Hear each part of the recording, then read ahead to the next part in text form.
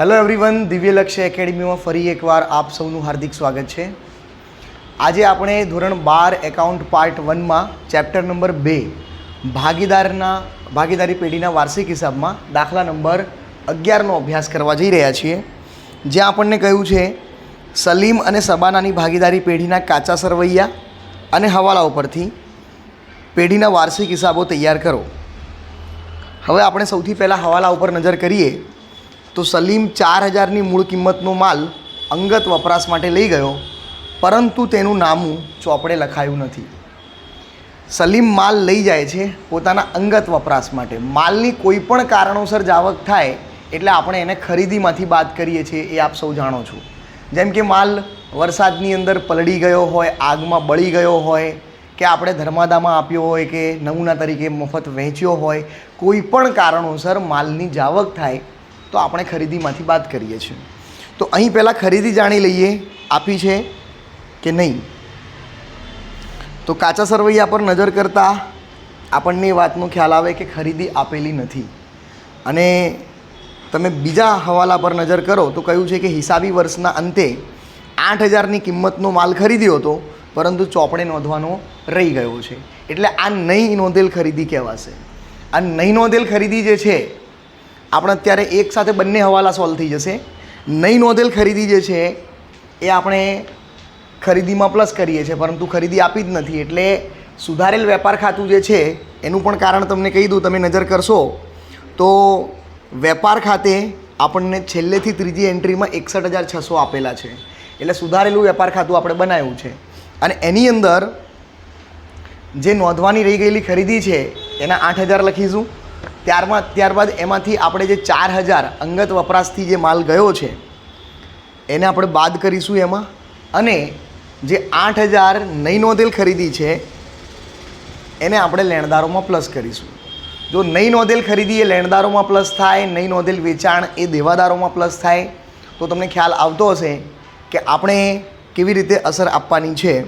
સૌથી પહેલાં આપણે સુધારેલ વેપાર ખાતું જે છે એની ઉધાર બાજુમાં ખરીદી લખીશું. અને એ ખરીદી જે છે 8000, એની અંદરથી 4000નો માલ અંગત વપરાશથી ગયો છે એને બાદ કરીશું. બીજું કે જે અંગત વપરાશથી માલ ગયો છે એ ભાગીદારનો ઉપાડ કહેવાય. એટલે ચાલુ ખાતું જે છે એની ઉધાર બાજુમાં આપણે એનો ઉપાડ લખીશું. બરાબર? તો આપણે એન્ટ્રી લખતા જઈએ. સૌથી પહેલાં આપણે લખીશું ખરીદી વેપાર ખાતાની ઉધાર બાજુમાં.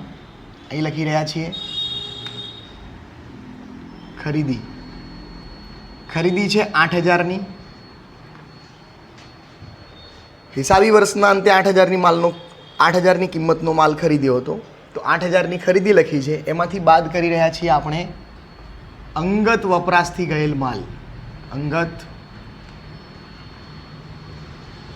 વપરાશથી ગયેલ માલ. આ અંગત વપરાશથી ગયેલ માલ જે છે એ છે 4000નો. એટલે બહારના ખાનામાં આવશે 4000. હવે અંગત વપરાશથી માલ ગયો છે એટલે આ થઈ ગયો કહેવાય ઉપાડ. સલીમ જે છે એને ઉપાડ કર્યો છે. સલીમ ₹4000ની મૂળ કિંમતનો માલ અંગત વપરાશ માટે લઈ ગયો. એટલે ચાલુ ખાતાની ઉધાર બાજુમાં આપણે લખીએ ઉપાડ ખાતે. અને સલીમ લઈ ગયો છે એટલે સલીમના ખાતામાં આવશે 4000. હવે જે ખરીદી જે છે નહીં નોંધેલ ખરીદીથી વાત કરી હતી કે લેણદારો જે છે એમાં વધારો થાય, તો લેણદારો આપણે જાણી લઈએ. મૂડી દેવા બાજુમાં લેણદારો લખી અને એમાં નહીં નોંધેલ ખરીદી એ પ્લસ કરીને લખીશું. તો જાણીએ લેણદારો કેટલાના છે. સરવૈયા પર નજર કરો. લેણદારો આપ્યા છે આપણને 24000ના. તો અહીં લખીએ લેણદારો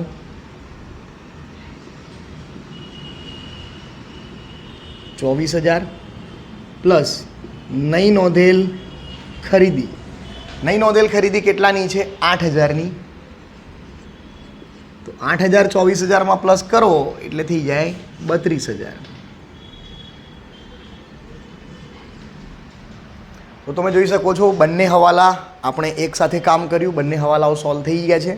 હવે ત્રીજા હવાલામાં કહ્યું છે અગાઉથી ચૂકવેલ વીમા પ્રીમિયમ ₹400 છે. તો સૌપ્રથમ આપણે વીમા પ્રીમિયમ શોધી લઈએ કેટલાનું છે. તો વીમા પ્રીમિયમ આપણને આપ્યું છે 2000. તો 2000નું વીમા પ્રીમિયમ આપણે નફા નુકસાન ખાતાની ઉધાર બાજુમાં વીમા પ્રીમિયમ આવે એટલે અહીંયા લખીએ વીમા પ્રીમિયમ 2000. અને ત્રીજા હવાલામાં કયું છે અગાઉથી ચૂકવેલ વીમા પ્રીમિયમ છે 400. તો આપણે અગાઉથી ચૂકવેલું વીમા પ્રીમિયમ છે એ બાદ કરીએ છીએ. અગાઉથી ચૂકવેલ હોય તો બાદ થાય, તો માઇનસ અગાઉથી ચૂકવેલ વીમા પ્રીમિયમ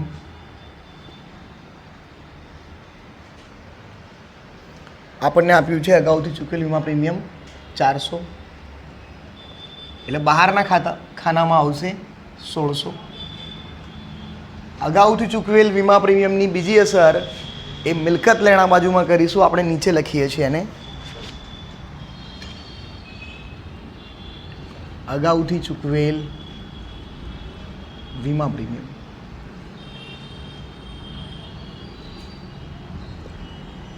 ચારસો.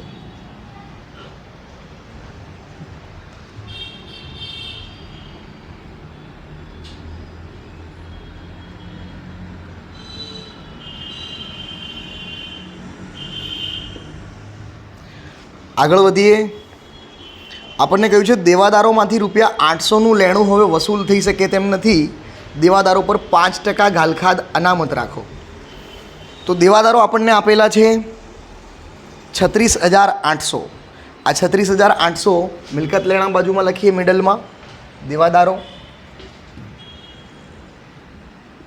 દેવાદારો 36,800 માઇનસ કયું છે 800નું લેણું વસૂલ થઈ શકે તેમ નથી એટલે ગાલખાદ હવાલાની 800 બાદ કરીએ એટલે કેટલા બચે 36,000. અને કયું છે દેવાદારો પર 5% ગાલખાદ અનામત રાખો એટલે માઇનસ ગાલખાદ અનામત 5%. 36,000ના 5% એટલે 10% 3600 અડધા કરશો તો 1800. 1800 આપણે બાદ કરીએ એટલે કેટલા આવશે 34,200 બહારના ખાનામાં. હવે ગાલખાદ હવાલાની ગાલખાદ અનામત હવાલાની એને આપણે નફા નુકસાન ખાતાની ઉધાર બાજુ લખીએ છીએ. જેમ અગાઉના વિડીયોમાં મેં જણાવ્યું હતું કે એક ફોર્મેટ જ છે આપણું ગાલખાદ હવાલાની, ગાલખાદ કાચા સરવૈયાની પ્લસ ગાલખાદ અનામત હવાલાની અને માઇનસ ગાલખાદ અનામત કાચા સરવૈયાની. તો આપણે ફોર્મેટ લખી દઈએ અને આમાં એન્ટ્રીને મૂકી દઈએ. તો પહેલાં લખું છું 2 વખત ગાલખાદ, 2 વખત આપણે લખી ગાલખાદ. જે પહેલી ગાલખાદ છે એમાં લખીએ છીએ હવાલાની, બીજી લખીએ છીએ કાચા સરવૈયાની. આ પ્લસ થવાની છે ગાલખાદ અનામત હવાલાની અને એમાંથી બાદ થશે ગાલખાદ અનામત કાચા સરવૈયાની.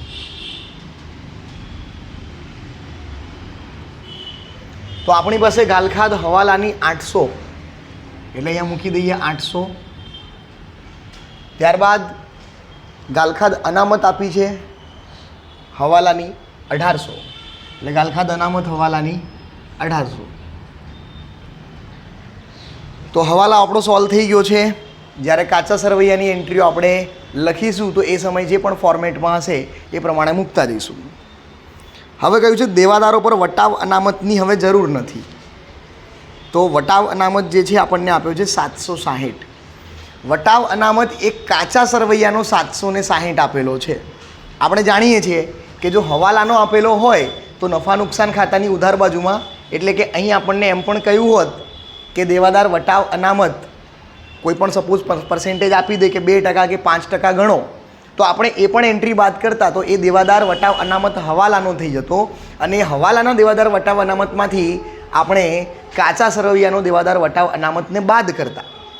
પરંતુ અહીં કાચા હવાલામાં કંઈ આપ્યું નથી અને વટાવ અનામત માત્ર 760 જમા બાકી આપી છે.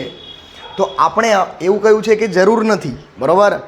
દેવાદાર પર વટાવ અનામતની હવે જરૂર નથી, એટલે આ એન્ટ્રીને આપણે નફા નુકસાન ખાતાની જમા બાજુ લખવી પડે. તો અહીં હું લખું છું દેવાદાર વટાવ અનામત કેટલાનો છે? 760. ચાલો, આ પણ આની સિંગલ એન્ટ્રી જ થવાની છે, બરાબર. આગળ વધીએ. છઠ્ઠા વાલામાં કહ્યું છે કે યંત્રો પર 20% લેખે અને ફર્નિચર પર 5% લેખે ઘસારો ગણો. તો યંત્રો આપણને કેટલાના આપેલા છે? 40,000. તો મિલકત લેણા બાજુમાં આપણે યંત્રો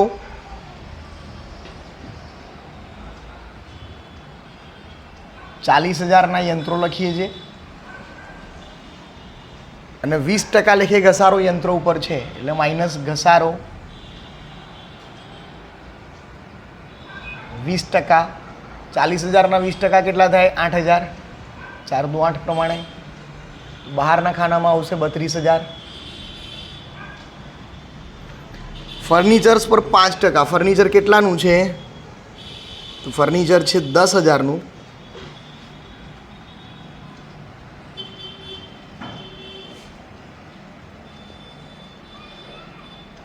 માઇનસ ઘસારો 5% કયું છે આપણને? એટલે 500 રૂપિયા થશે. બાદ કરીએ એટલે 9,500 બહારના ખાનામાં. આ બંને ઘસારાની બીજી અસર આપણે ક્યાં આપવી પડે? નફા નુકસાન ખાતાની ઉધાર બાજુ. એટલે આપણે લખીશું નફા નુકસાન ખાતાની ઉધાર બાજુ યંત્રોનો ઘસારો કેટલો આપ્યો છે? 8,000. અને ફર્નિચરનો ઘસારો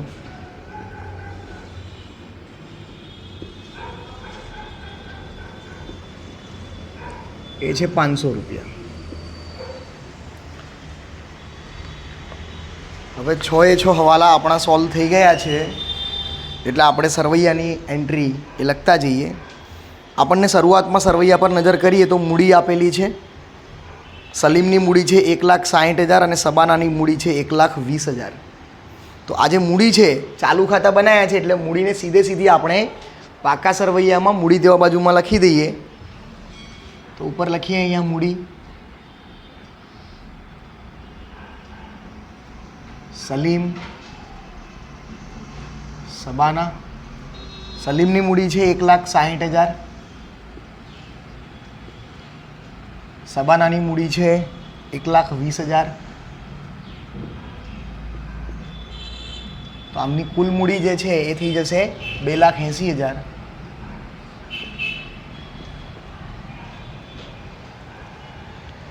ત્યારબાદ ચાલુ ખાતા આપ્યા છે. હવે ચાલુ ખાતામાં સબાનાની ઉધાર બાકી આપી છે 10,000 અને સલીમની જમા બાકી આપી છે 40,000. એટલે ચાલુ ખાતાની જમા બાજુમાં બાકી આગળ લાવ્યા.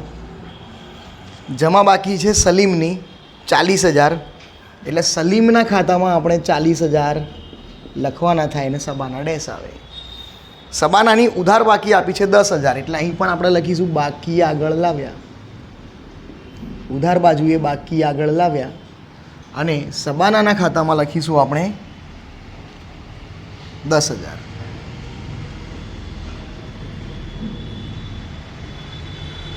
આગળ વધીએ દાખલામાં. માલનો સ્ટોક 31/3/2017નો, એટલે આખર સ્ટોક આપ્યો છે 54,600. એટલે આખર સ્ટોક લખીએ મિલકત લેણામાં.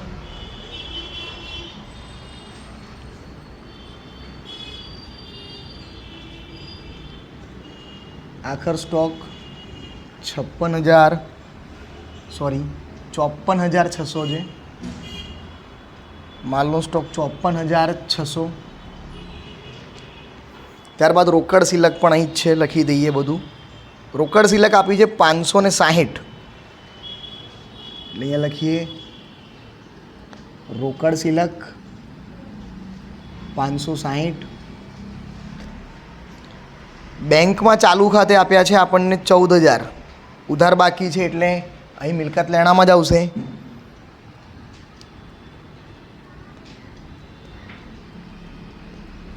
બેંકમાં ચાલુ ખાતે 14,000. ત્યારબાદ SBIની ફિક્સ ડિપોઝિટ આપી છે 80,000, એટલે અહીંયા લખીએ SBIની ફિક્સ ડિપોઝિટ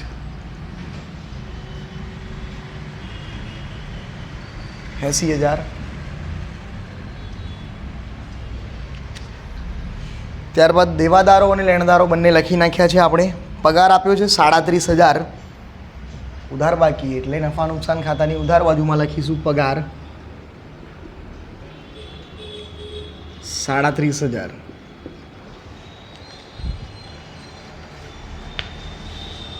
જમીન મકાન આપેલું છે આપણને 1,20,000, એટલે અહીંયા લખીએ જમીન મકાન 1,20,000. જમીન મકાન 1,20,000. યંત્રો આપણે લખી નાખ્યા છે, ફર્નિચર લખી નાખ્યું છે, વીમા પ્રીમિયમ લખી નાખ્યું છે. ભાડા પટ્ટે લીધેલ મશીનરી 1/4/2016થી 5 વર્ષ માટે 60,000ની છે. એટલે અહીં ભાડા પટ્ટે લીધેલ મશીનરી જે છે એના ઉપર ગુપ્ત હવાલો કહેવાય, 5 વર્ષ માટે છે. એટલે 60,000ને આપણે 5થી ભાગીએ તો કેટલા માંડી વાળવાના થયા? 12×5 = 60 પ્રમાણે 12,000 રૂપિયા આપણે માંડી વાળવાના થયા.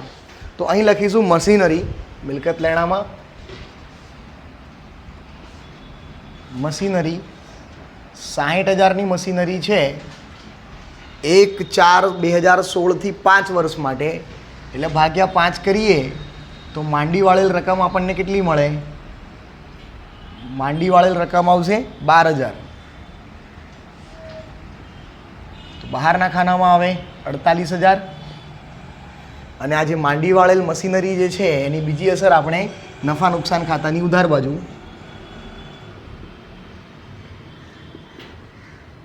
માંડી વાળેલ મશીનરી 12,000. સ્ટેશનરી છપામણી 1200, નફા નુકસાન ખાતાની ઉધાર બાજુ જ આવશે. સ્ટેશનરી છપામણી ખર્ચ છે એટલા માટે આપણે લખી રહ્યા છીએ. ખર્ચાઓ બધા નફા નુકસાન ખાતાની ઉધાર બાજુ આવે ધંધાના, એટલે 1200 રૂપિયા. ત્યારબાદ ગાલખાદ અને ગાલખાદ અનામત. હવે જે ગાલખાદમાં ઉધાર બાકી છે 400 રૂપિયા એ ગાલખાદની છે, અને ગાલખાદ અનામત છે એની જમા બાકી છે 2,000. તો આપણે જે ફોર્મેટ બનાવ્યું તેમાં ગાલખાદ કાચા સરવૈયાની ઉધાર બાકી એની આપી છે 400 રૂપિયા, અને ગાલખાદ અનામત કાચા સરવૈયાની એની જમા બાકી છે 2,000. ચાલો આનો સરવાળો કરી દઈએ એટલે કેટલા થશે? 8 અને 4 12, 12 અને બીજા 18, એટલે થઈ ગયા 4,000. 4,000માંથી 2,000 બાદ કરો એટલે બહારના ખાનામાં કેટલા આવશે? 2,000. આ ગણવાનું રહી ના જાય એ ખાસ ધ્યાન રાખજો. 800 ને 400 1200, 1200 અને 1800, બરાબર? તો 1200 અને 1800 4,000, 4,000માંથી 2,000 બાદ કરો તો બહારના ખાનામાં 2,000, બરાબર? ત્યારબાદ જાહેરાત ખર્ચ આપેલો છે આપણને 1200. જાહેરાત ખર્ચ આવશે નીચે. જાહેરાત ખર્ચ નફા નુકસાન ખાતાની ઉધાર બાજુ 1200 રૂપિયા. મુસાફરી ખર્ચ છે 800 રૂપિયા, તો એ પણ એના નીચે જ આવશે. મુસાફરી ખર્ચ 800. ત્યારબાદ આપ્યું છે વેપાર ખાતે 61,600 જમા બાકી, એટલે જે સુધારેલ વેપાર ખાતું છે એમાં લખીશું બાકી આગળ લાવ્યા, જમા બાકી છે એટલે જમા બાજુમાં બાકી આગળ લાવ્યા. આપણને આપેલા છે 61,800. ત્યારબાદ સબાનાની લોન 1/10/2016થી આપી છે 60,000. હવે સબાના એ પોતે ભાગીદાર છે, અને ભાગીદારે પેઢીને ધીરેલી લોન ઉપર વાર્ષિક 6% દરે આપણે વ્યાજ ચૂકવવું પડે. સાથે સાથે આપણે સમયના પરિબળને પણ ધ્યાનમાં લઈએ તો 1-10થી છે. 10મા મહિનાની પહેલી તારીખ છે એટલે 10મો મહિનો પણ આવશે. તો 10, 11, 12 અને પહેલો, બીજો અને ત્રીજો 31/3/2017 સુધી ગણવાનું છે, કારણ કે આપણું સરવૈયું 31/3/2017નું આપેલું છે. બરાબર. તો કેટલા મહિના થયા? 6 મહિના. રાઈટ. તો 6 મહિના પ્રમાણે આપણે ગણતરી કરીશું. તો સૌથી પહેલાં મૂડી દેવા બાજુમાં આપણે સબાનાની લોન દર્શાવી દઈએ 60,000.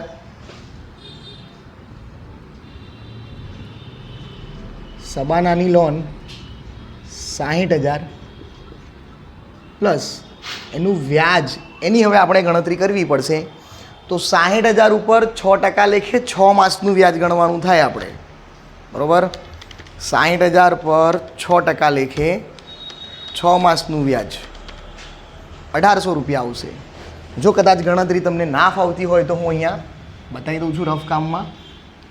60,000 ગુણ્યા 6% એટલે 6/100 આવશે. ઉપર આવશે 6 અને નીચે આવશે 100 ગુણ્યા 6 માસનું છે તો 6/12.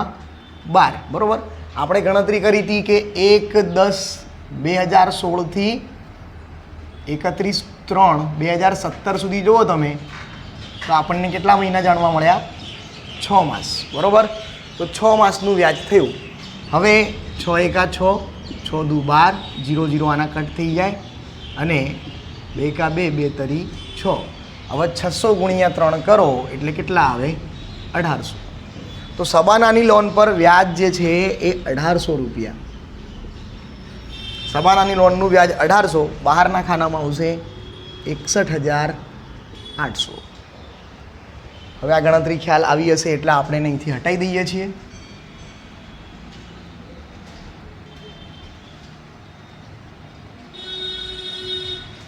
ચાલો, હવે સબાનાની લોન પર જે વ્યાજ છે 1,800 મળ્યું, એની બીજી અસર ક્યાં થાય? તો નફા નુકસાન ખાતાની ઉધાર બાજુ આપણે લખીશું સબાનાની લોન પર વ્યાજ 1,800 રૂપિયા. ત્યારબાદ વટાવ અનામતની આપણે ઓલરેડી અસર આપી દીધી છે. દેવાદાર વટાવ અનામત 760. તો તમામ હવાલાઓ અને એન્ટ્રીઓ પૂર્ણ થઈ ગઈ છે. તો હવે આપણે ખાતાઓને બંધ કરીએ.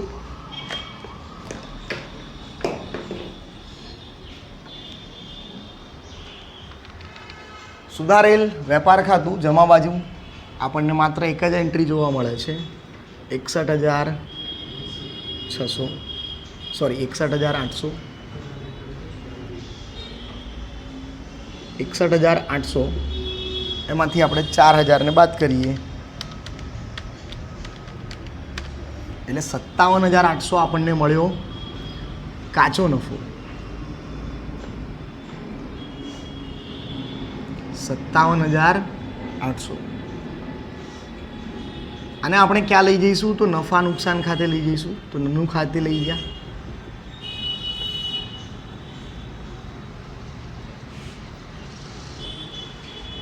નફા નુકસાન ખાતાની જમા બાજુમાં કાચો નફો છે એને લખીશું ટોપ પર. કાચો નફો અહીં લખીશું બ્રેકેટમાં વેપાર ખાતેથી લાવ્યા.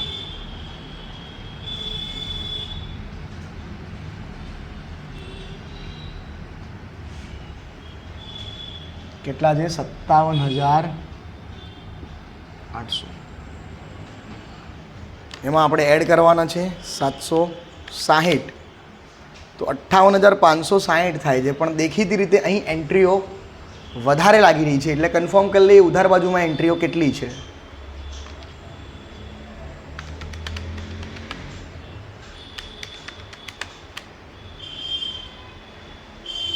800, 400, સોરી, આને આપણે 4,000 કર્યા છે, એ 3,000 છે અને બાદ કરીએ એટલે 1,000 આવશે. 800 પ્લસ 400 1200 પ્લસ 1,800 3,000 થાય છે. આપણે ભૂલથી એને 4,000 કન્સિડર કર્યા છે, બરાબર. એટલે આ સુધારો કરી લીધો આપણે. 3,000 માઇનસ 2,000 1,000 આવી ગયા બહારના ખાનામાં. 1,600 plus 1,000 plus 8,000 plus 500 plus 37,000 plus 12,000 plus 1200 plus 800 plus 1800 63,900. ફરીથી ચેક કરી લઈએ એક વખત. 1600 plus 1,000 plus 8,000 plus 500 plus 37,000 plus 12,000 plus 1200 plus ફરીથી 1200 પ્લસ 800 પ્લસ 1800 65,100.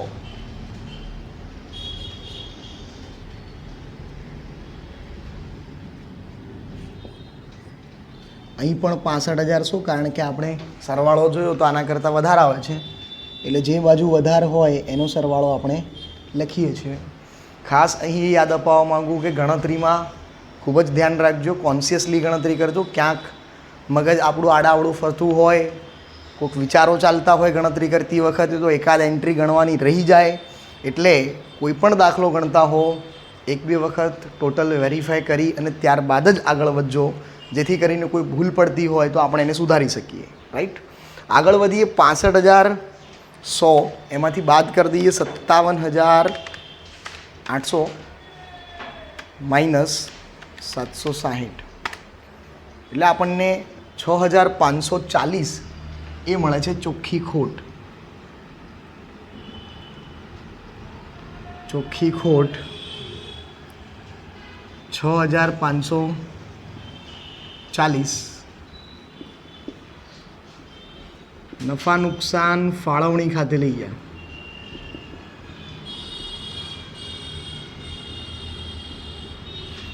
હવે ખોટ મળી છે આપણને, એટલે આપણે નફા નુકસાન ફાળવણી ખાતાની ઉધાર બાજુ લખીશું. ચોખ્ખી ખોટ લખીશું નફા નુકસાન ખાતેથી લાવ્યા.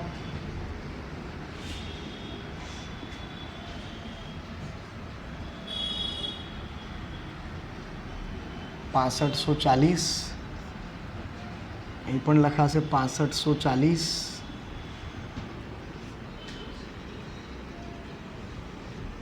હવે ભાગીદારોના નફા નુકસાનનું પ્રમાણ જે છે એ જાણી લઈએ. તો અહીં આપણને ભાગીદારોના નફા નુકસાનના પ્રમાણનો કોઈ ઉલ્લેખ નથી કર્યો, એટલે નફો નુકસાન સરખે હિસ્સે વહેંચાય તો આપણને જે ખોટ મળી છે એ વહેંચણી પાત્ર ખોટ સરખા હિસ્સે વહેંચીશું. વહેંચણી પાત્ર ખોટ પ્રમાણ નથી આપ્યું એટલે સરખે હિસ્સે 1:1. સલીમ અને સબાના.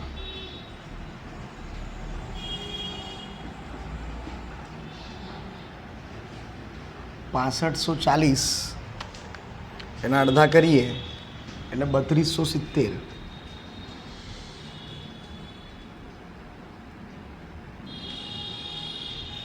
વહેંચણી પાત્ર ખોટ છે એ ચાલુ ખાતાની ઉધાર બાજુ આવી જશે.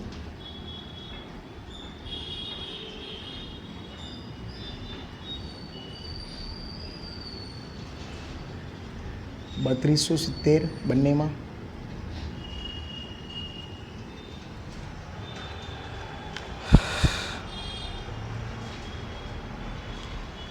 હવે ખાતાને બંધ કરીએ તો તમે જોઈ શકો છો કે સલીમ જે છે જમા બાજુમાં 40,000 માત્ર એક એન્ટ્રી છે, એટલે આપણે અહીંયા પહેલાં લખીએ 40,000. અહીં પણ આવશે 40,000 અને એ લખીએ બાકી આગળ લઈ ગયા.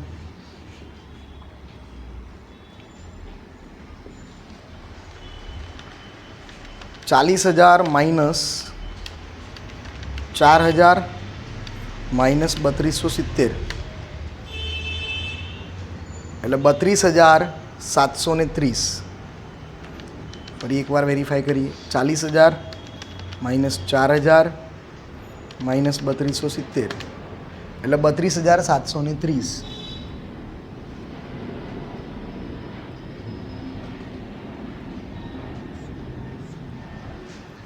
હવે સબાનામાં અહીંયા કોઈ એન્ટ્રી છે નહીં, એટલે 10,000 પ્લસ 3270 એટલે 13,270. અહીં લખીએ 13,270 અને અહીં પણ 13,270. અહીંયા લખીશું બાકી આગળ લઈ ગયા.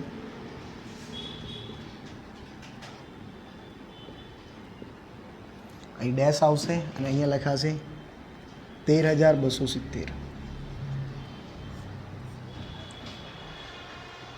હવે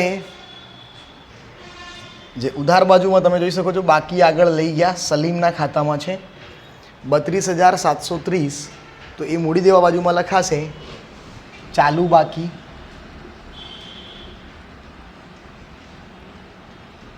અને કૌંસમાં લખી દઈએ સલીમની ચાલુ બાકી છે એટલે સલીમનું નામ લખીએ.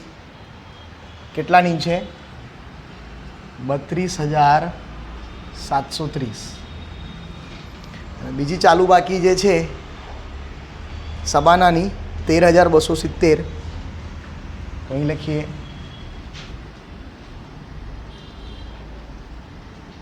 ચાલુ બાકી સબાના